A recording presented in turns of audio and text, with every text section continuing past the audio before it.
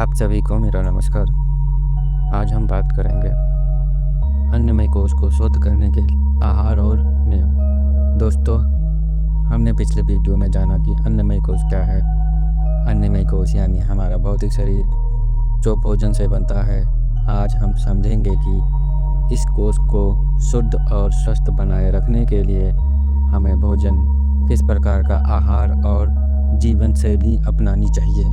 हम सबसे पहले बात करेंगे अन्नमय कोश का महत्व के बारे में। अन्नमय कोश ही हमारी आत्मा का पहला आवरण है। यदि शरीर अशुद्ध, अस्वस्थ और कमज़ोर होगा तो मन, प्राण और आत्मा की यात्रा भी बाधित होगी। इसलिए ऋषि मुनियों ने कहा, जैसा अन्न वैसा मन। हम जो भोजन खाते हैं वही हमारे विचारों, भावनाओं और स्वास्थ्य को प्रभावित करता है। अब हम जानेंगे शुद्ध आहार क्या है।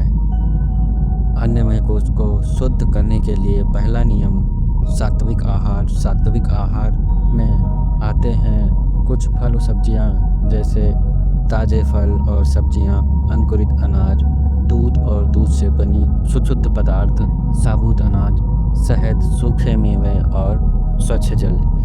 ये आहार शरीर को हल्का, मन को शांत और बुद्धि को तेज बनाता है। अब हम बात करेंगे क्या परहेज करना चाहिए। अन्नमय कोश की शुद्धि के लिए हमें कुछ खाद्य पदार्थों से बचना होगा। बासी भोजन, तलिए और मसालेदार खाना, अत्यधिक मांसाहार, शराब, तंबाकू और नशा, ये सब शरीर को अशुद्ध रखते हैं और मन अस्थिर बना देते हैं। शुद्ध शरीर वही है जो प्राकृतिक और सरल भोजन से पला हो। नियम और अनुशासन, केवल आहार नहीं बल्कि भोजन के नियम और भी उतने जरूरी हैं। कुछ सरल नियम: भोजन हमेशा शांत मन से करें, क्रोध या उदासी में नहीं। चबा चबा कर धीरे धीरे खाएं, जल्दी जल्दी नहीं। भोजन से पहले और बाद में कृतज्ञता व्यक्त करें। आवश्यकता से अधिक न खाएं, क्योंकि अधिक भोजन भी शरीर को बोझिल कर देता है।